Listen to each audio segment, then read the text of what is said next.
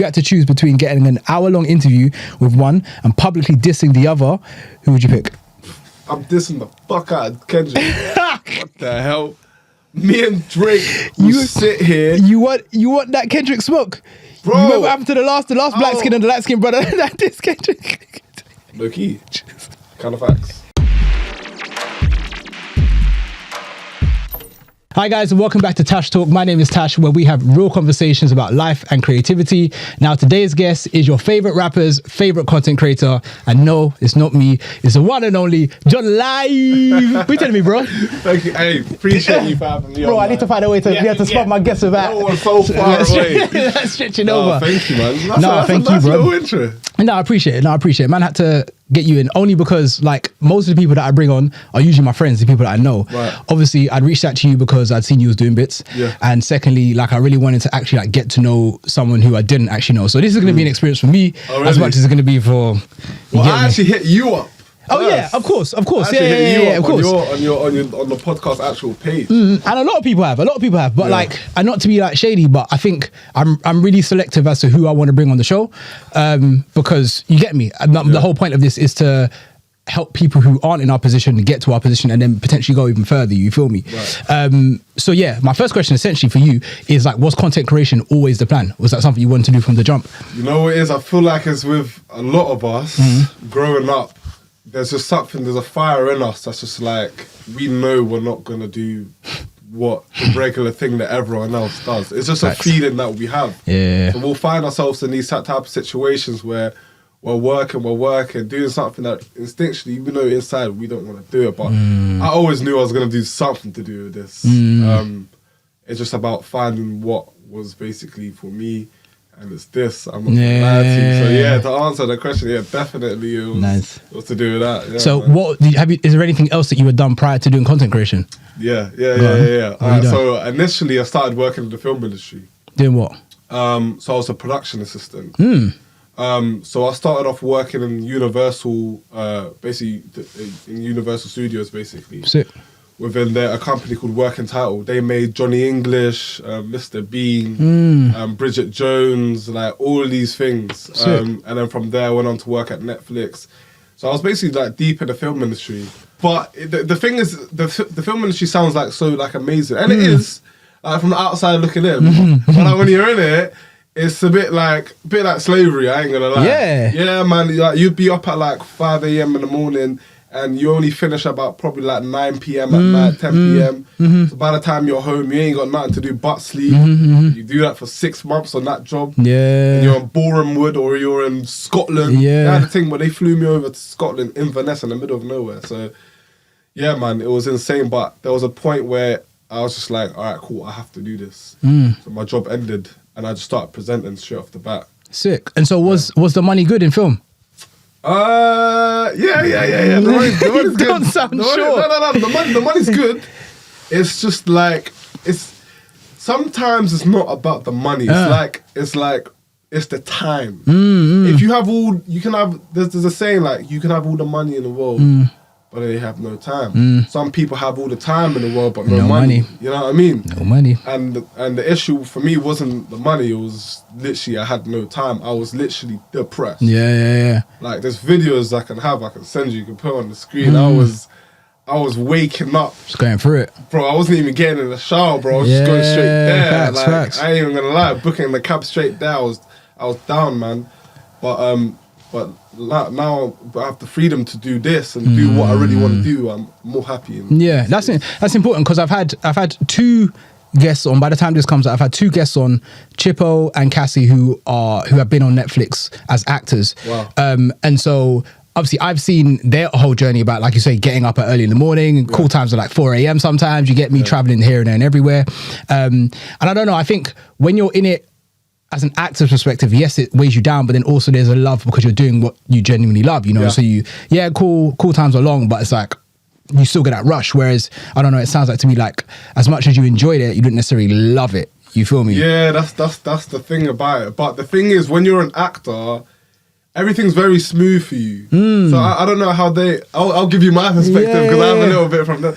For them, it's like, they come out, if it's raining, 2 people will come up with umbrellas and take them to where they need to go. You know what I mean? As soon as you lot are done, you're straight in that V-Class, straight home. You know what I mean? I wouldn't say it's the same. And then on top of that, the movie can be amazing. Like, we can have like all these beautiful cameras that we can have here, and we can have people behind them. We have directors, producers, but who will get all the credit? It will be the actors. It'll be like, wow, that was an amazing film that she did. Does that bother you? Slightly. Small. That's why I'm in front of the camera now. Yeah, because you know what you're supposed to be. We will get the credit for what we've done. You know? I see it. I hear that. I mean, you got to be honest as well at the same time. Like, if you know you're meant to be in front of the camera, then like, why am I in the back for? You get me? There you go. And cool, yeah, you can enjoy it, but again, like, love it. What was the first piece of content that really kind of like cemented you as like a content creator, or that made you think, yeah, cool, I can do this? Well, like I mentioned to you before, I actually had a podcast quite a few years back. All the videos are off YouTube now because I've switched it up. But it was when TikTok was first really going off in lockdown. Good times. Good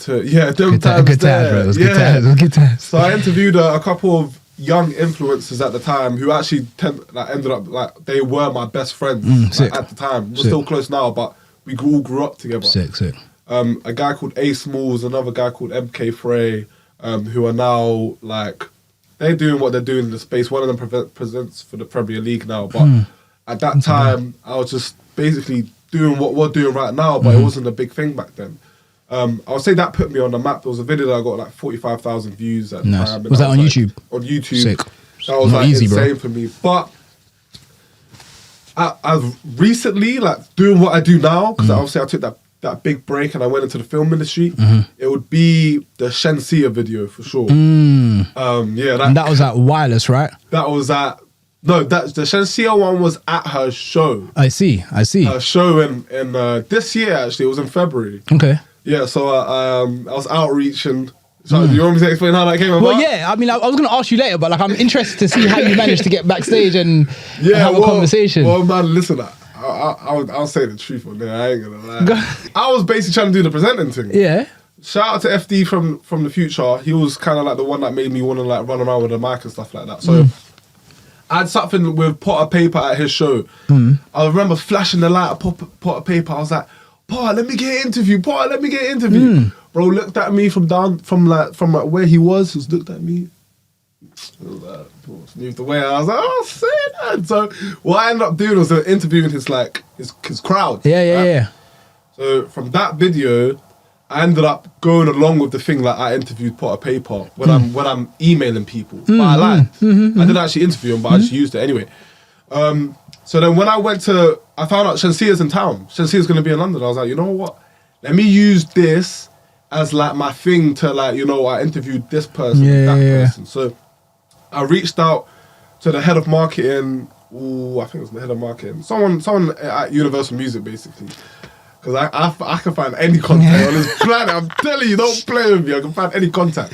Integrity, what I ended up doing was I emailed saying I was a part of a publication that I wasn't a part of. Calm. Which was imjustbait. Right? Okay. And at this time, I wasn't working with imjustbait. imjustbait didn't even know who I was. So I reached out saying, hey, like, my name's John. I'm the presenter of imjustbait. We recently did an interview with people like Pot of Paper, blah, blah, blah, blah, blah, blah. Sick. They were like, wow, Shenseea really loves this idea. She'd love to do it. Blah, blah, blah. Will you be available tomorrow? These times I was working. Yes, I will be. Shenseea. And these times I was working at Netflix. Okay. So it was like, they were like, yeah, but you need to do it in Birmingham. And I'm like, shit, I'm from London. I'm working tomorrow. I had to make something do. So we flew up to Brum, quick time. It was surreal. As hell. Like I was still confused. And it's so crazy that we're talking about this. The full vlog's actually coming out. By the time this drops, it'll be out so they can go watch it. Sick. So yeah, that's how the Shenseea came about, which was, That is wild. So I mean, listen, if there's one thing I've taken from that, is sometimes you got to fake your way to the top. And secondly, like, I always remember there's one American Dad episode, where Roger wants this red wig, and it always sticks to me. And the reason why it's so surreal is because like he wants his red wig and then he finds his ex-wife who's died, shaves her head, after she's died, and then gets the red wig that he wants because he really wants this, and he knew she had the best red hair. She had the best red hair, you get me? And so this story just reminds me that like sometimes when you want something, you will say, all right, cool, man, work for imjustbait. And the maddest thing is the irony behind all of this is that, are they going to check? They might have. Yeah. They might have. It's true. But what would have happened if they did? Yeah, I always say the worst thing someone can say to you is no. No. And then what? And then move on. And then what? But then, or you can try the thing, they say yes, and then you're flying off to Brum, you get me, and then you're going to Brum to meet Shenseea. And Shenseea's sitting there like, and like, it's like, she has 5 minutes, the guys are behind the camera like, no, come on, like, she's going to perform. And she's like, nah, I want to continue the interview. And it ends up being 10 minutes. So yeah, like you said, it's like, the worst thing that it can say is no, and you can fake it till you make it, but you got to make it realistic. Absolutely. But yeah, I ended up speaking to Existence. I got the Shenseea interview, and I ended up being a presenter for imjustbait as well, which is a bit strange. So it's like full circle, that kind of like, you got to fake it till you make it, bro. No, I rate it. I kind of want to touch on because I noticed you're with an agency, right? I'm not with an agency. You're not with an agency? But yeah, some people think that, but I have management. Okay, so you have management. Yeah, right. I have a manager. Yeah. Okay, so how does that work? Like, what does that look like? And did you feel like you needed it at that time? How long have you been with your manager? I've been with her probably like a couple of months now. Oh, it's recent. Yeah, but I've only been doing this for like 6 months now. Yeah.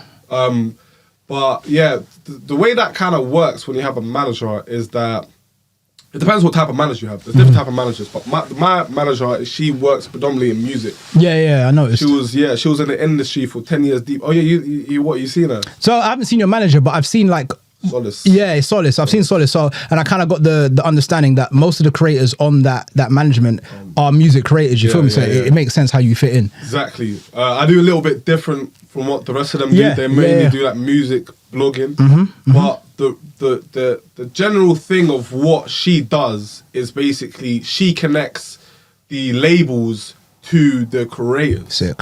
So labels will be paying these creators maybe like £1,000, £2,000, £500 just to do something with a new release that just came out, something like that. What she basically does for me, or what management does for me, is provides more like a structure behind me. You know, you know.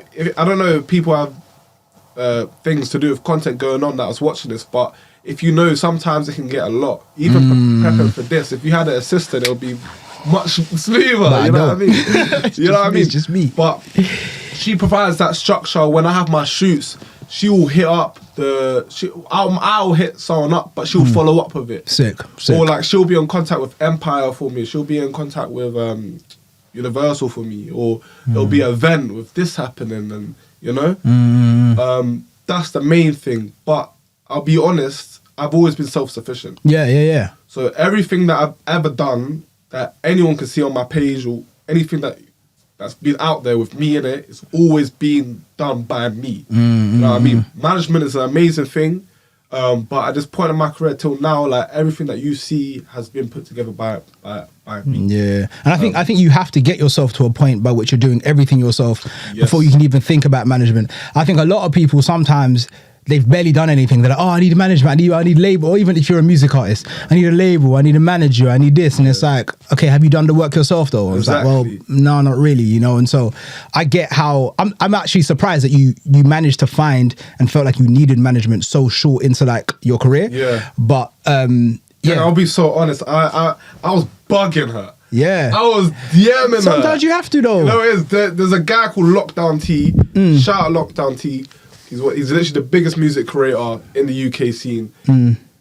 I was on a shoot with him when I was a runner, and I was like, bro, I want to be a presenter. You know what I mean? Like, I want management. I used to follow him, and that's what I mean. But I used to stalk people. Who's your manager? Blah, blah, blah. I started hitting her up. I was like, yeah, I'd love to. Blah, blah, blah. She was like, yeah, nah, I don't really think so. And I was like, damn, like, what does he mean? She was like, yeah, nah, I just don't think that. Blah, blah, blah. And I was like, no, just like, hear me out. You know what I mean? Like, I can do this. She was like, I don't do that. I do this, and I was like, yeah, that's what I meant. Yeah, that one. Yeah. So I ended up having a meeting with her at Soho House, and that's what it was. So it was just like being persistent and like going at it. And at that time, I felt like, even right now, yeah, I have some good, really, really, really good connection, really good network. But the main thing when you're looking at a management, like minus the agency part, because I don't really understand that part. But when it comes to a management, they have to have a bit better network and connection than you have. Absolutely. That's Otherwise, what's the point? Exactly. So if you can benefit me in that way, I'm all for it. I'm all for it. So I guess, like you said, like you don't really do what most of the people under your management do. Because obviously a lot of them, from what I saw, a lot of them do like reviews and blogs and whatnot, which is cool and that works for them. And a lot of them are US based, whereas you're UK based. And so like, do you feel like you have something to prove? Because like, I noticed that a lot of them have like hundreds of Ks and followers, and obviously you're on 12K, which is, don't get me wrong, bro, it's a feat in itself. It took me time to get to my 10K, innit? And that was on TikTok, but I haven't even started on YouTube, but I'm sure this will do bits. You get me? But do you still feel like you have like, because you were nagging her and you were like almost like begging to be on it, do you feel like you have something to prove? I think I hope she don't watch this. But, no, I think like it's a thing where it's like, you know your position. Yeah, absolutely. So you know you need to work hard. I've had situations in the past where I didn't value the relationship and understand where I was at that moment where I got burnt. So it's like you have to understand where you are at that moment. But in terms of like pressure, absolutely not. Because I have all the faith in myself. I don't doubt myself. I know what I can do and I know what I bring to the table. Facts. And to be honest, the apart from analytics wise, because like you said, they have a lot of them have big followings. I actually do pull in more numbers than some of them, right? And then on top of that, you can look at someone and know the trajectory where they're going. You know what I mean? Some things are quite more exciting. This might be pulling in all the views at the moment, but this is exciting as hell, and you can't deny it. And I ain't gonna lie, I just have a great support system. She's just an amazing person. Sick. Sick. Well, I hope she's watching this. If that's the case. No. I ain't just saying that just to say it. Like, Thanks. she is like an amazing. I'd recommend management to people, but you have to understand what they're in it for and what you're in it for. Yeah, right? I mean, I've got a background in musical theatre, innit? So before I even got into music and then got into content creation, I was doing musical theatre, and so I've had an agent in the past, and I mean, I've got an agent again for that side of things. So I kind of understand how that works in terms of.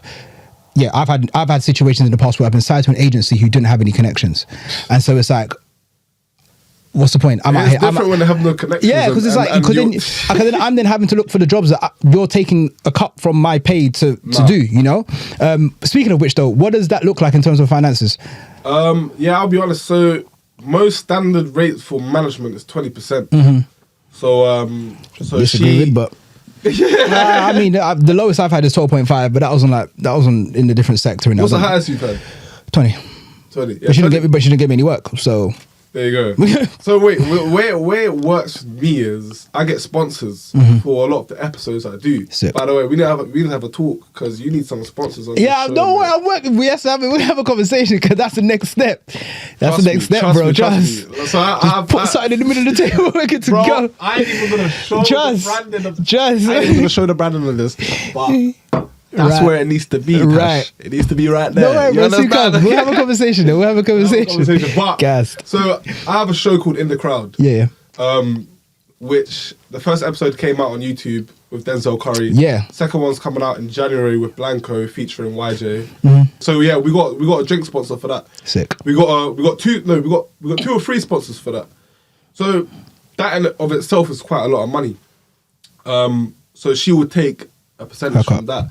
Because she liaised with the Blanco thing and she made it happen, and I'm more than happy to let that happen. But I've had situations where I've had videos with other people in the past where I've had massive sponsorship deals, but they didn't get nothing from it because obviously she wasn't around at that point. But yeah, nah. So in terms of obviously going from being an individual like freelancer to then having management, has that changed how you approach content creation? Do you still have the same level of autonomy and are you able to do the same amount of stuff? Or is it kind of like, is your management guiding your content or in some cases restricting your content? Definitely guiding the content. Like I had this idea of doing like a 20 versus 1. Have you seen this 20 versus 1 on YouTube? It's like Pop the Balloon. Oh yeah, and she didn't understand the concept of it. And then when you explain it out loud, it does sound a bit. Can I swear? Yeah, of course. Nah, I won't swear. Yeah, you can if you want. I'll bleep it out if I need to. Get monetized. We need some paper. Yeah, just paper. Yeah, she didn't like that idea of it. Yeah. And to be fair, like saying that out loud, it did sound a bit like messed up. So yeah, to a certain extent, they do guide the content. There will be like, I'll say this. I wanted to get YJ on the Blanco episode. That's coming. That will be out. By the way, you guys can watch it. John Live. Yeah, John Live. So she didn't want YJ to be on the episode. Why?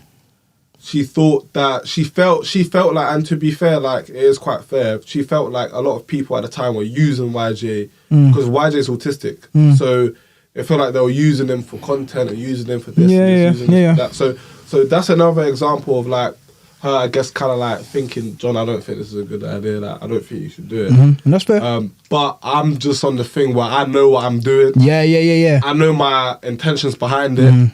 He's a great person. He's a funny person. He's a nice person. Jokes. And he mutually benefits from it. Yeah. His management was saying like, thank you so much for hitting us up and linking us with Blanco and blah, blah, blah, blah. So it was a part of his promo run for his new song. So I don't know, man. The management does get in it, but they don't say like, no, you can't do that. Because you can't tell me that anyway. Yeah. I'm making you money. So, yeah, facts. Facts. Yeah, man, I completely agree, man. Because sometimes I get, even from those outside voices, sometimes you get those outside voices that are kind of like, oh no, you shouldn't do this, you shouldn't do that. But sometimes when you know what you know, it's like, cool, I know you won't get it, but I have to do this, bro. Because like you say, man, like YJ's, his jokes, he benefits from it. And surely if he didn't want to do it, he wouldn't do it.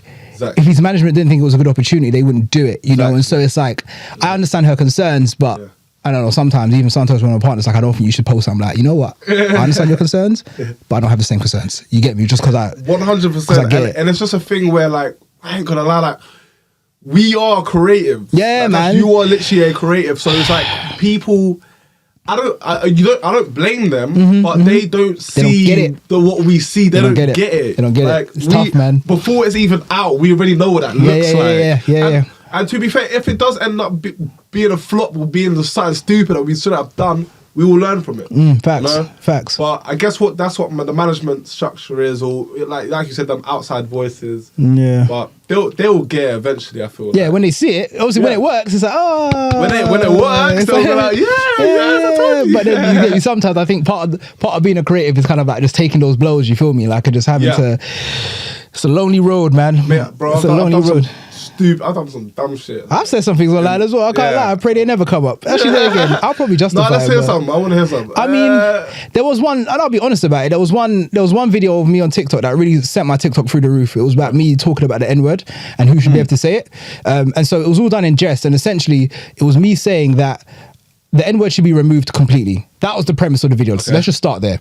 N-word should be removed completely. It shouldn't be this thing by which, black people, mixed race people can say it and, white people can't. Because then my logic is like, why is it that when one person says it, it means one thing? It's kind of like, you get me? Yeah. But then when someone else said it, it's like, oh my gosh, what the fuck? You feel me? In my brain, the logic ain't making sense, Yeah. And so again, further down that road is, why are we as black people taking a word that was used against us and then twisting it in a way that's kind of like this emblem of pride, like, oh, I can say it, but you can't. And it's like, that made no sense, bro. No, stupid. You get me? That don't make no sense. And so I made a video about it saying that, okay, cool. What was a backlash like? Bro, it was like, some people got it. A lot of people got it. Why would they be backlash? Bro, because a lot of people were like, oh my gosh, this guy's stupid. This guy, like, because they, essentially, all they took from it was me saying that if black people should be able to say the N-word, then so should white people. You get me? And so instead of looking at the actual, what I'm actually saying here and looking at the logic that I'm trying to poke a hole in. They're just taking what they want to take. You get me? But then ironically, got me 5,000 followers. So, you get me? And that's what really started my TikTok. That was like 2021 maybe. Like, but again, like, sometimes when you, like you say, when you're creative and you can see the vision in your head, sometimes you got to be brave enough just to do it, man. Because if you don't, then I can't lie, you do feel like a dickhead though when you post some things and they don't. Yeah, of course.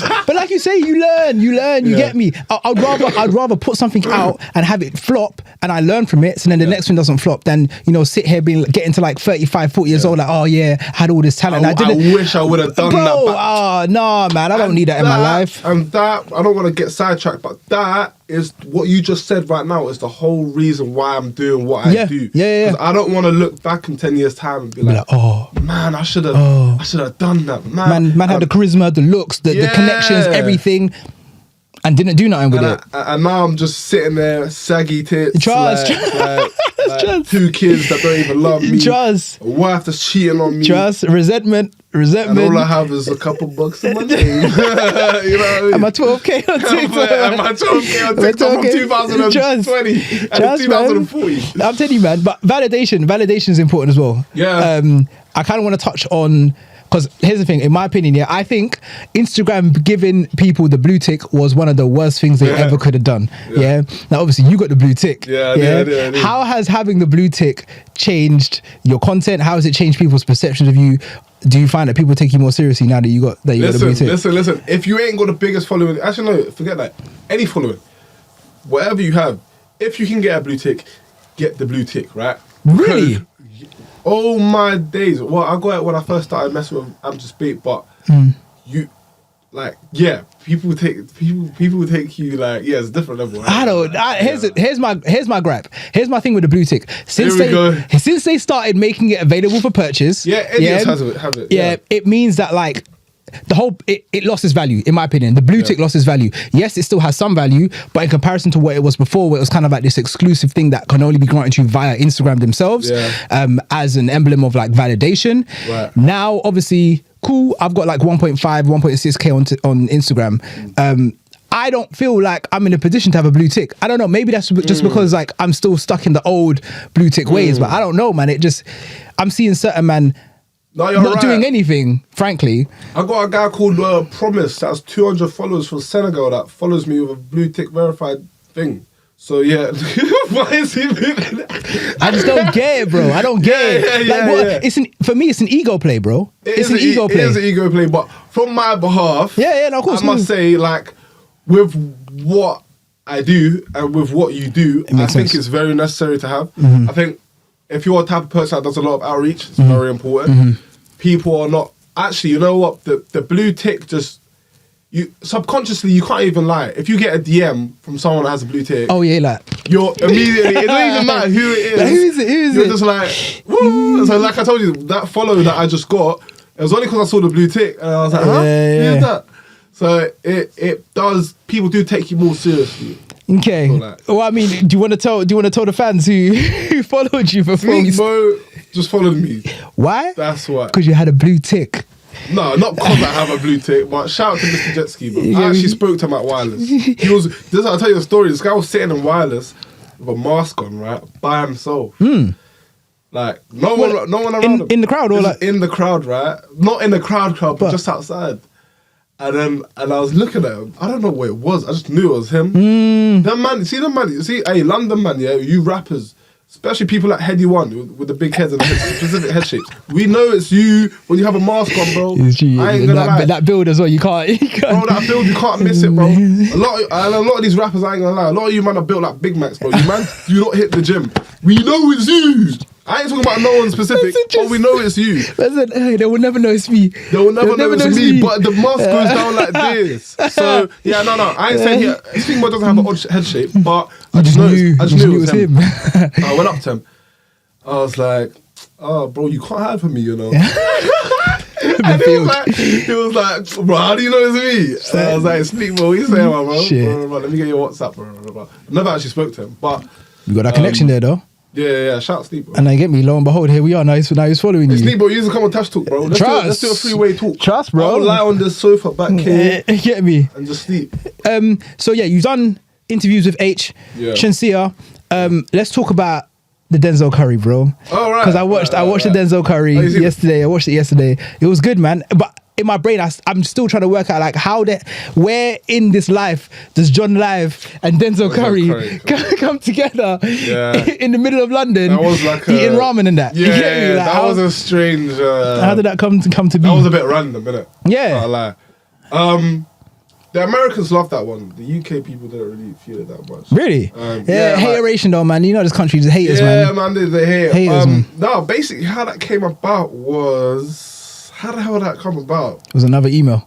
No. This one cap because this time I was grinding, so I worked with so many people. I worked with so many brands. Like I said, I was with imjustbait for a while. So what ended up happening was I made some great connections. Sick. This was before I had a management. Okay.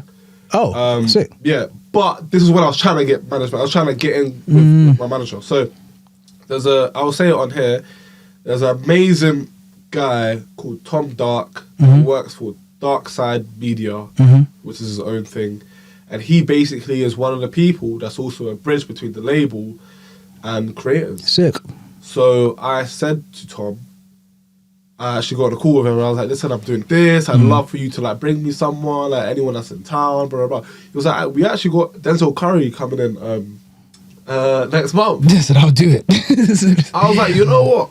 Let me get back to you. Yeah. I'm just one of the guys. Of course. I'm just one of the guys. Like, I will come back to you because I want it. Yeah, of course. But I'm just one of them guys. Let me check the calendar. Let me just exactly. The calendar is blank. The calendar is blank, mate. But you need to know it's busy. Exactly. So I ended up making it happen. I was like, yeah, let's do it. Blah blah blah. Now I got management. Now management knows Tom Dark. Management knows Dark Side Media. And management also knows the VP, the vice president and head of marketing at Concord Music Group, which is Denzel Curry's label. So it just worked literally like perfectly. Like I said, like that side of the management. So they were like, yeah, Denzel's down. I was like, all right, cool. We need to find a cool location. Everything I do in the crowd is at different locations. So I don't do it at one spot. Like I said, when I told you, we'll pull up with the cameras there. So we did it at Uzumaki London, which is in central London. I know he loves anime, so I was like, we're taking to an anime restaurant. Sick. But yeah, when he pulled up, not everyone, but the main people on my management, like talent wise, have done videos with him. Yeah, because I saw you had some people from Solace in the video as well, right? I had Lockdown T and I had Annabelle on there. Yeah. So they both make videos with him. So what I did was like an Avengers Assemble type thing where I get everyone to reunite. Sick. That's why that episode was kind of special. But realistically, that episode was just a thing to get like published for me as like that. I mean, it's done numbers, bro. It's done numbers, man. Yeah. It's done numbers, not only on YouTube, but then also on Instagram as well. Yeah, Instagram went crazy. Went crazy. I mean, as they would, you get me? Because, you know, again, like kind of touching on validation, you know, or people's perception of validation. Yeah. They see, you get me, John Live with flipping Denzel Curry. Even if they don't listen to Denzel Curry, it's like, oh, I know who he is. He's a major artist. So, like, surely John must be doing something. John's on something. You get me? So you know. So yeah, but that's what it was. It was just a power play, I'll be honest. Yeah, straight up. And sometimes you got to do it. But I also noticed that you'd obviously collaborated with him on the Instagram post as well, which obviously helps, you know, that cross-platform and whatnot. Yeah. So what we ended up doing was a T-shirt giveaway, which I actually apologise to the guy that I was supposed to send it to in Australia. I ain't even sent it yet, but we did. yeah. But you know, it just gets long sometimes. No, don't get long. But I mean, I've been busy. Yeah. I've been busy. But anyway, so we did a little giveaway. So on the so this is what something that you should start doing as well, right? On each episode, we design a T-shirt. Sick. So I get him to design it, right? You got Denzel to design the T-shirt. Okay. And I design it too. The incentive behind that is that once it's done, now I have a Denzel Curry designed T-shirt, which his cult-based following would love. You want it? Yeah, you want it. Right, so you need to follow me then. You need to follow me, you need to like this, you need to do this and do that and do that. So I had thousands of people like doing that and whatnot. So then I ended up giving away the t-shirt to one lucky winner, and then that's basically how you gotta milk something sometimes. But that's the reality of the thing. Like, how to milk a cow, by John. Literally, like people don't know. But these are your book, man. You know what I mean? Was there anything in that interview that didn't make the cut? Yeah. What didn't make the cut? That's crazy. What didn't make the cut? So basically, in 2016, the XXL Freshman was one of the biggest freestyle. It is the biggest freestyle ever. Has 200 million views. Wait. Here it was Denzel, Triple X. Yeah. No, it was Denzel Curry. It was Kodak Black. Oh, Kodak was on it. Was Trippie Red on that? No, Trippie was on it 2017, I think. Yeah, that was different. Oh, who was on that 21 cover? Savage. Oh, yes. Yeah. Lil Uzi Vert. Lil Uzi was on it. And I think Lil Yachty, right? There was a couple other men, but those are the man that really like rose to the top. Yeah, exactly. So that was the insane thing. So every time I bring that up, people are like, yeah, we know all of them, but we don't know Denzel Curry. Bullshit. Right? Is that bullshit? I mean, Name one Denzel Curry song. Mind your business. You see what I'm saying, bro? I'm not a Denzel fan, but I'm very much aware Don't clip this, please. I Let's won't. keep this on a long for. Don't clip this. I won't. Because I ain't collabing this thing. One thing I remember from that freshman cypher, it's annoying because I remember Denzel Curry's name, Yeah. but like you say, it was Lil Yachty, Uzi, Triple Yeah, X those are the main that guys. really kind of like went, and 21 Savage that pretty much went up to the top. But there are others who I didn't remember at all. Right. But I do remember Denzel, but I can't tell you Denzel song. So basically, the clip was he ended up saying that he didn't really mess with XXL like that. Really? And then saying that, well, the truth behind XXL is that he wasn't even supposed to be on that cypher. Interesting. He was supposed to be on a cypher with Dave East and G Herbo. And he was like, they sent me the wrong beat. Oh, That's why on the day I came up and I was like, who picked this shit beat? Kodak Black ended up saying, now who the fuck picked this little sorry ass beat? The and the freestyle. guy that made the beat was in the room. So they all were like, what the hell? They all said it was Stress. a dead hip hop beat. So that was the one thing that he didn't want to come up. Another thing was, I asked him about his relationship with all the people on the cypher, and he was just really hesitant to answer the question, and he didn't really didn't like it. So we ended up having to cut that bit out. Fair. Because it was It's a bit awkward. Yeah. What else got cut out? I think that was really it. I mean, and then something about some guy that he did a feature with that he was like, fuck him. But yeah. I mean, that's understandable though, like, because bearing in mind, that was 2016. Yeah, and it's a long time. Almost 10 years ago. Almost 10 years ago. They've all grown in their own ways, you feel me? Like, not only like as individuals, but I guess also as like that generation of hip hop as well, you feel me? And so, but you know how like American artists as well, the politics is always deep, man. Yeah. It's like 1 minute they're friends, 1 minute they're not. It is, Whereas for like sure. in the UK, I think, Nah, UK got more politics. well, we got more politics, but I think maybe because we're from here, I think our politics is a lot clearer. It's like, you know when someone's not fucking with someone. Whereas in the States, like, you kind of get an inkling like, oh, this person dropped this bar, and it's like, oh, it might be about my man, you get me? Whereas in the UK, like, you're going to know, UK, you feel me? if we're going to be honest, 95% of these rappers all come from gangs. Right? Yeah. Literally, all of them come from gangs. And even the people like Central C who you say that don't come from gangs, they all are somewhat tied to something. So this guy will never you'll never see him make a song with Diggity, you'll never see him make a song with this person or that person. It's just silly, man. It's funny because B2B Max said the same thing. He was like, sometimes you forget when you're interviewing these artists that like they are really who they are in their lyrics, you feel me? And so for people like us, when we want to kind of like get an interview and whatnot, coming up with our bubbly selves and thinking that, all right, cool, this person's gonna reciprocate that same energy. Sometimes you don't get it. Have you had any like awkward? I've had any the awkward most interviews? awkward moment ever With who? with Blanco on this episode that had coming out, and I ain't gonna lie, it was my fault. What happened? Because I didn't know. No, I kind of knew, but I didn't really know. So I was playing the one word game. Oh, I had to do this with Unknown T as well. Yeah. Anytime I do it with these rappers, I have to switch it up. So I'll say the Blanco one first. No, I'll say the Unknown T one first, actually. So I was playing the one word game with Unknown T a couple of weeks back. No, like a month ago, maybe. And then I started naming names. So I started saying like, Heady One. He was like, oh, okay. I was like, okay. I was like, Central C. And he looked at me, he was like hard. And then V9 in the back was like, bro, it's not hard, bro, he's shit. And then Unknown T whispered in my ear, he was like, bro, I can't do this because I don't even fuck for none of these guys that you're talking Yeah. And I was like, so we have to switch it, bro. And I was like, should I just do America? He's like, yeah, just do America. So the American bit came out. The UK bit didn't come out because everyone I mentioned is just like, just politics. If they bump into them, I've had situations where I was at shoots for GRM Daily at A Jewelers, and they've had to separate rappers. So I was with K Trap, and they had to have K Trap in a room where I was in, and unknown T in a room in the next room where he was. This is mad. I didn't even know those politics there, bro. This is wild. You would never know that. Why? I love them both so much. You will never know that. And I think people. I mean, they don't need to know it, but like these are the type of things that do go down. You know? Yeah. Of course.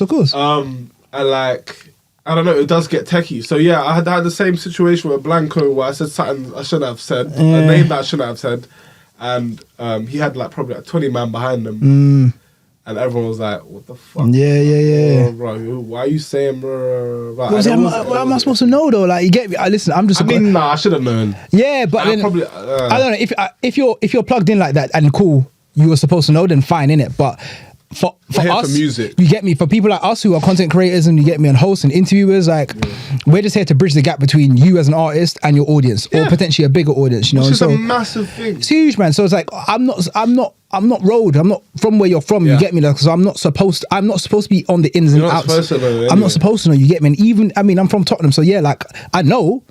But like I'm not involved, so like I don't need to know. You get me? Like, so I don't know, man. It's kind of like a double-edged sword. It's like, you kind of want to do your job, but at the same time, you kind of need to be careful. And it's another thing I kind of asked Max as well. It's kind of like, how do you separate, you know, your love and your passion, i.e. music and entertaining and interviewing people? How do you separate that from the politics that's intrinsically like tied to that? You get me? I guess it's. I think the thing, Max is quite. Max loves. He loves it. Music. Loves it. It's all his heart. And when meeting Max is interesting because that made me realize I actually don't love music like that. If that's the level that you're on, I love it. I love it. You love it. I like music, but I don't. That's not my life. Yeah, you know absolutely, absolutely. So I don't feel like myself. I don't think you probably have an issue on separating the two. Yeah.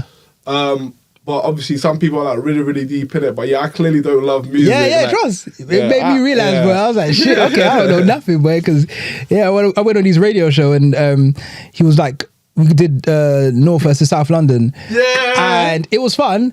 But then I was kind of like, he was mentioning certain names from South. I was like, I don't know who these people are. Bro, hey, listen, Max, if you're watching this, you asked me some BS questions. No, I'm joking. You didn't ask me no BS questions. But he did ask me like I ain't gonna lie, bro. I'm 21, yeah. He asked me like DWE, what was it? DWE like ad-libs. Yeah. Right? I can't tell you that. I'm not gonna lie. The latest thing I got on was Chip. Yeah, it was before your time. That's before my time. So then he started asking me about like who's the last person that dropped the album, Skepta or like I think I saw this clip. Or something like that. I'm like, bro, like, I don't. You don't know. So what? You was born 2003, bro. Fuck me, bro. I feel like you have missed so much. You have missed so much. Okay. No, music started popping recently, bro. No. Like the industry got money a couple years in the UK. No. Yeah, man. No, it's mad, yeah, because what did I miss? I think the beauty behind this year is because the backstory. Not even, bro. It was popping in the 90s, bro. It was. I think what's ironic about this is that sometimes I feel like Max has missed certain things, but then Max feels like you've missed certain things. I'm like 10 years older than you, 5 years older than Max, and so it's like, bro, the 90s was popping. So who did you grow up listening to? I was listening to American music, so it was like it was a lot of Destiny's Child, Cisco, right. Pink before she was a rock chick when she was black. Okay, Black Pink. No, Michael Jackson? Yeah, Michael Jackson, Whitney Houston, but it was like commercial. In terms of like rap, it would have been like Nelly. What UK? Wasn't everything like UK? So around the time, just before you was born, it was like obviously grime had kind of just before you came into the world, like grime obviously popped off, but like I was too young to really take in what grime was. Outside of that, UK music kind of followed what American music was sounding like. For sure. The man was putting on the American accent. Yeah, and there was, I don't know, man. UK music was far and few in the sense that like you had major acts like Elton John and Spice Girls and stuff who like literally took over the world, but there wasn't like a UK music scene. So I guess in that sense, I would agree. Like as far as like rap and especially rap and urban genres, come on, man. I mean, thanks to So Solid Crew, they kind of like paved the way, and then N-Dubs. N-Dubs really from the 2010s really started popping off. I hear that. And it really started popping off like 28, 20, 20, 20, I don't know.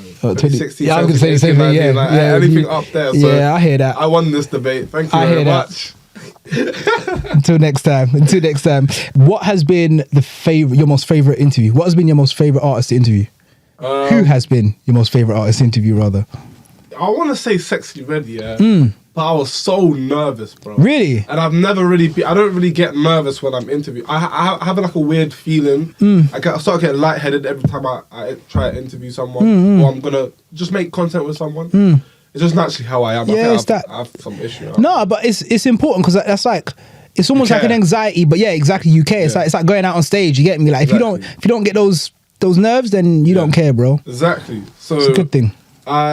I want to say Sexyy Red because Sexyy Red's funny as hell, but I can't find you funny when I'm in that mode. Yeah, I'm too focused on what you're saying. You want to get it right. So I had my phone. You can't tell in the interview, but I had my phone behind her back. Oh. And my hand was shaking like this. Oh shit! So when I'm interviewing her, my hand's shaking and I'm looking at my notes. So you got your notes here. I had my phone behind her back like this. And I was just like, I was shaky as fuck. But she's funny as hell, bro. And what's so funny is the BBC did an interview with her just before I did mine.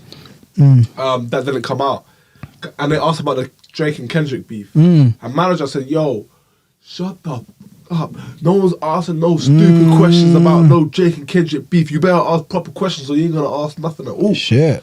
So I'm looking like, damn, I'm next. I'm looking at my notes. I was gonna ask about that.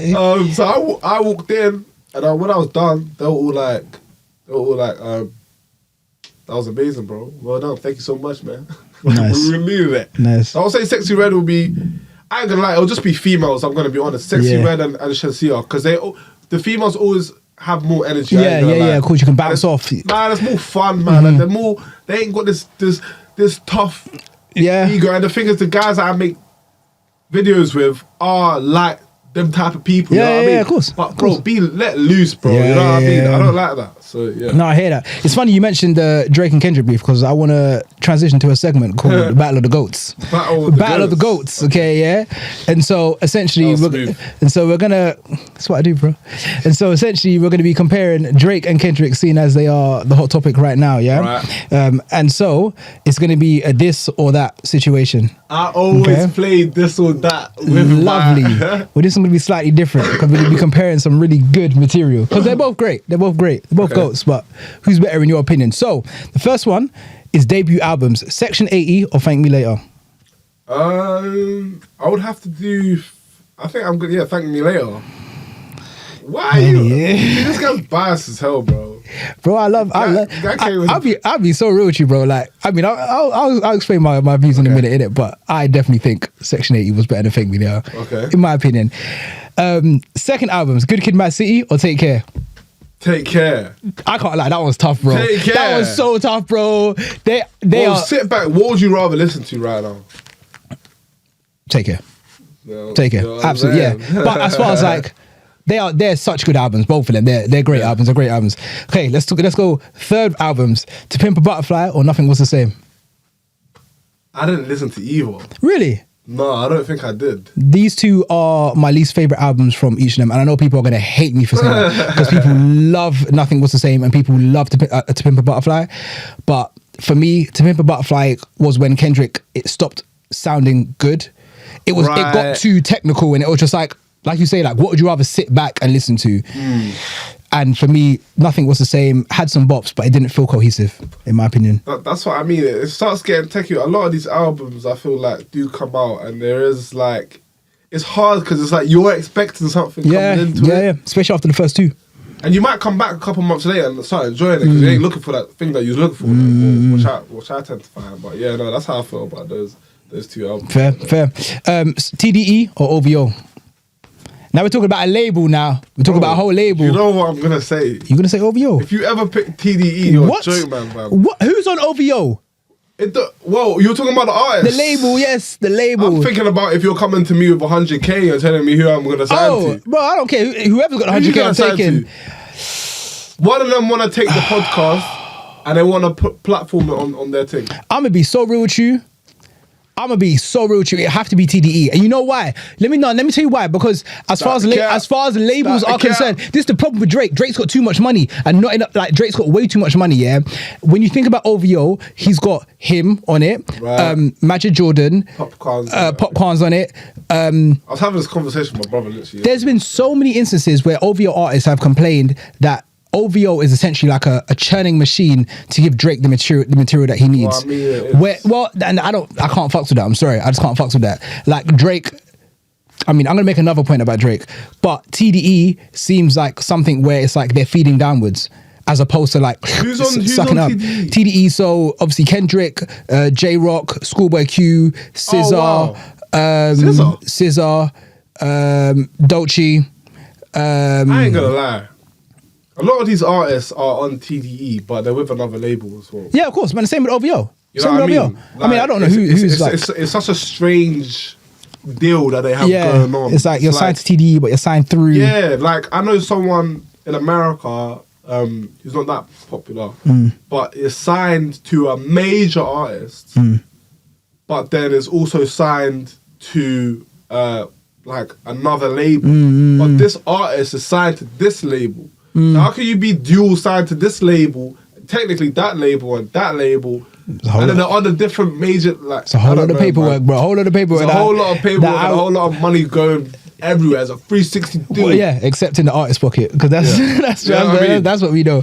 I mean, my final question on the Battle of the Goats is pretty much obvious, and I feel like I know what you're going to say. But if you had to choose between getting an hour-long interview with one and publicly dissing the other, who would you pick?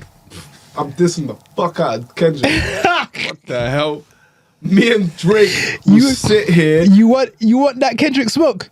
Bro. You remember what happened to the last black skin and the light skin brother? That diss Kendrick. Low key. Kind of facts. No, I don't care, man. I fuck with Drake. Drake's always fucked with the UK. And I just have to... I don't care. I don't want to hear the culture vulture thing. Drake's always... No, I know where you're going with it. Drake's always showed love to the UK. He fucked with Dave, yeah. What's that song? How that song with Drake? I don't know. He's fucked with Lowski. He's fucked with the Harlem Spars. He's fucked with Skepta. He literally messed with everyone in the scene, and he was playing Nems on his live stream the other day, and he was playing Shy Cartier on his. And you don't think Drake is mutually benefiting from this? No. I mean, no, he is, but it's like, damn, like you lot, like people can't be just not. Can we not just be normal? The thing, it comes to a point where someone of Drake is so much of an influence where anything he'll play, the artist whose music it is will immediately post it and be like, oh yeah, of course, Drake. He can't even chill with, bro. He can't have what's her name? What's this pegging a man on the back of the bus? I'm picking up C China. You can't have the C China girl in the background playing without someone be like, what the hell? He's co-signing this girl. Like, bro, he's just chilling. I'm gonna keep it a $150. Here's my view on Drake's current place in the scene, yeah? I like this, by the way. Drake. This is fun. Drake, yeah. Shout out to TashTalk. Understands.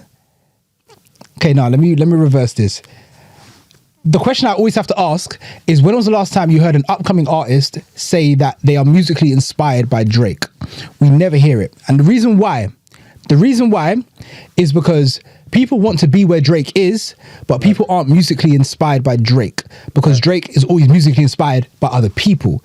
Drake goes around, goes to Jamaica, grabs the sound for views, for what album did he have gigs on? It was the black one, the black album.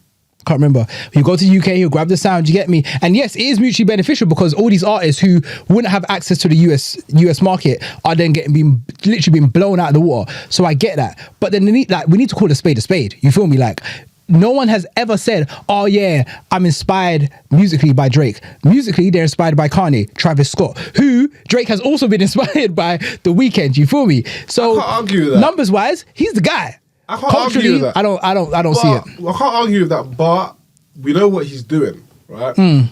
And to stay relevant, you have to do things like that. Yeah, you have to go to Colombia, and take the Colombian sound. You have to go to Jamaica and take the bash. This is a perfect example, right? You know the YouTuber Asho Speed? Yeah. Asho Speed does IRL live streams. He's been to damn near every single country in the world. He's not going there just to go there. He's going there and collecting the audiences from each place and put them all on one platform. Mr. Beast has channels in Spanish. He has channels in Russian. Channels in French. They're all his videos, but just in different languages. So it's like, if you want to get the wide audience, yeah, but bro, he can't fuck with this plant pot without you saying, bro, why is he being a culture vulture and only fuck with this plant when there's a plant over there? Like, bro can't pick up one thing. I'm just saying, give the credit where it's due, but also at the same time we need to. But I mean, I'm saying that we need to give him his credit where it's due, because he absolutely deserves it. But I think sometimes in giving him his credit by virtue of him being at the top, sometimes it's almost like he's exempt to critique, and I'm like, no, that's not the case, bro. It's like, bro, like I've never heard an artist be like, oh yeah. Well, you're right. It's more listeners that just listen to him. Yeah, this is it. Drake, you can't take inspiration from Drake, otherwise you'll end up sounding like Drake. Yeah. What would be your dream collab except for Drake? Let's just not talk about Drake for a moment. Do a video with. Yeah. You know what? UK or US? It's up to you, bro. I mean, it depends on where do you see your career going? Like, where do you want to cement yourself? I'm such a person that I take it how it comes. Sick. Pause. Like I just like I'm so in love with like the process of just there's a next person and the next person, because I popped out with some crazy names at the start. I'd love to do, and it sounds so funny, right? I want to do something with Vibes Cartel. Yeah, because no one's really done nothing with him. I mean, people have, but not major publications, not people where we're from anyway. Him, I want to run something back with Sexyy Red, but my main person, who you won't even know who they are, there's a rapper named Quando Rondo. Yeah, you won't know. Wait, no, it rings a bell. It rings a bell. It rings a bell because he's American and he does have songs with hundreds of millions of views, but he's not popular here. People don't be listening to him. So definitely, he's signed to NBA YoungBoy. That's who I was talking about before. That's more of my like who I grew up with. Yeah. Yeah, so it'll be him still. Manifest it, bro. It's gonna come, bro. Yeah. It's gonna come. No, it's not coming. He's going to jail for like a couple of years. Oh. It's different when I'll be like 25 when he's out. All in good time. All in good time. What's been the hardest part about your journey as a content creator? When it's starting out, like money wise, I say, because you can't be doing this content thing without getting a solid income. Tell me about it. So what I had to do was I had to start building a foundation and building a network to make money from presenting, then get into the music game. So before I was doing the music stuff, I was doing it here and there, but I was doing branded work. Okay. That's where my money would come from. And I was making quite a lot, to be fair, from that when I first started out. So I think it would definitely be that. Or it would be... I think a lot of it comes down to finances. I ain't gonna lie. Yeah, I agree. I completely agree, bro. That's been the hardest part as well for me. Yeah. It's like you need the time, like you said earlier on. You need the time to commit to it, but you also need the money to fund it. Exactly. And if you have too much of one or not enough of the other, it messes up. It's a madness. You can't continue. You can't do it. It's not sustainable. And things can drag you down, but that's the type of thing where that's where you keep going. You know what I mean? And I feel like the views is something that we watch so heavily. We expect our first videos that come out, they want it to pop 10K, 20K. No, man. They realistically, they will have what? Like, they'll come out and been out for a day or have 60 views. And fuck, man. Like, what the hell? Like, what am I doing? But the beauty of it is anyone that we have been discussing throughout this entire interview, where it was content creators, musicians have been doing it for 5 years. So we can't expect to make money straight off the bat when we first start out. Facts. So we have to do it for a while and get recognised, and TashTalk has to go to the moon, bro. Oh, bro, it's coming. Don't worry, it's coming. I'll be real. I'll be honest. Because this is the first time I've done something like this on this scale and by myself. Yeah. I've been watching those numbers, bro. Yeah. I've been watching those numbers like, please. And I'll be real, I'm happy with where it's going. I'm happy where it's going. You get me? I've got a strategy that works. You get me? We've got the long form here, and then we're gonna send out the short form constantly. And I'm seeing this happen. Yeah. I'm seeing this happen. And obviously, I think sometimes for people on the outside, they think it's like an overnight thing because there's so this idea that I'm gonna post something on TikTok and I'm gonna be overnight success. Is I mean, that's what does happen on sometimes. TikTok. I mean, of course, sometimes not overnight success, but you will have a video that hits like a mil, but it don't mean nothing. Exactly. It don't mean nothing unless you can do it on a consistent basis. And then but by that point, if you're hitting mills on a consistent basis, then you already know what you're doing. But it's all about having, like what you said, a blueprint. Like you have to know where you're going. You can't just be a feather in the wind and just let the wind blow you wherever it may take you. Trust. You can't be adapting. But these chunks, these young Philly, not young. These content have been doing it for like 5. They were young when they were doing it, man. So it's all a journey. Speaking about being a feather in the wind, what's the goal? What's the aim? What do you want to be? To be fair, like the recent videos I've been putting out on YouTube, like if you look at them, those are basically the videos those are the type of things that I'm trying to be doing going forward. Sick. So a lot of the things coming in January, I'm linking up with loads of artists going forward. We're just gonna be doing like a lot of activity based stuff. So you'll see me in the kitchen. You might see me in the kitchen with C China cooking up a fucking cake. You might see me with, like you said, sneak bow shooting, doing clay pigeon shooting. You might see me take your favorite rapper to a rage room.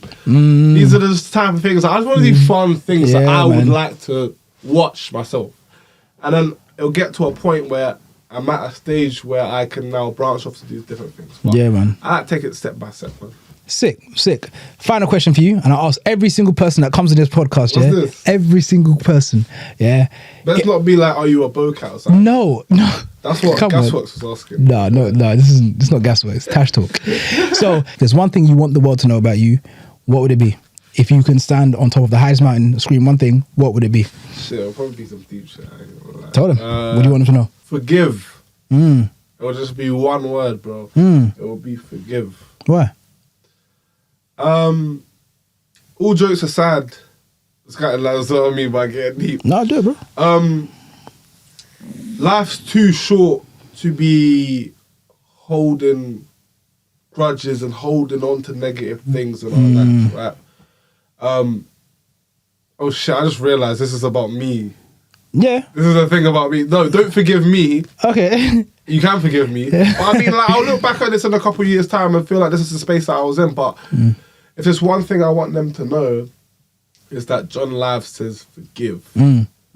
Because, guys, I don't know, but you know, life's just too short to be holding on to certain things. Facts. These things will drag us down. These things do not benefit us. I had a talk with myself the other day, and it was just like, bro, all I need to be is happy. And all the people around me need to be is just happy. And that's where life is good for all of us, you know?